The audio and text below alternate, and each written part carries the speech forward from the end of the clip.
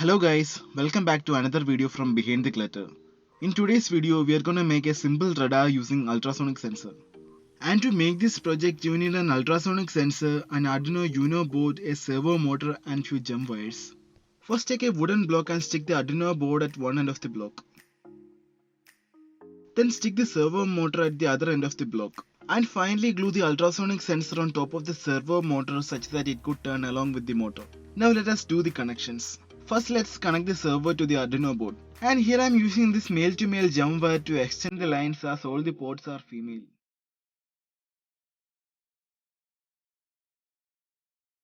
Now connect the positive and negative lines from the motor to the respective positive and ground ports on the Arduino board like you see in the video. And then connect the signal line from the motor to pin number 12 on the Arduino board.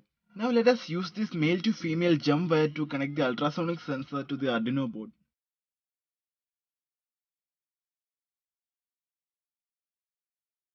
So just like we did with the servo motor, connect the positive and negative line from the sensor to another pair of positive and ground port on the Arduino board. Then connect echo pin from the sensor to pin number 11 and connect trigger pin of the sensor to pin number 10 on the Arduino board.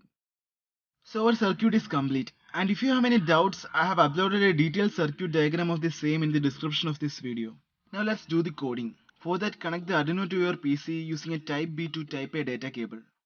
Then open Arduino IDE software on your PC and paste this code. Now select the board and the port number in which you have connected the board and click upload.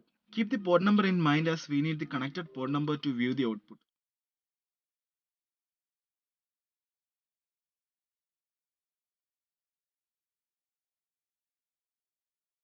Once the code is done uploading, go to the website processing.org and install the latest version compatible for your PC.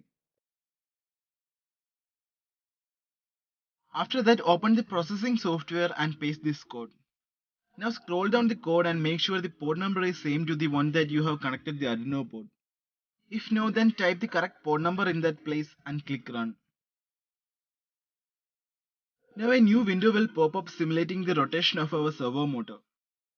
And it will detect and display any obstacles placed in its field. You can find all the links for the components and the codes used in the description of this video.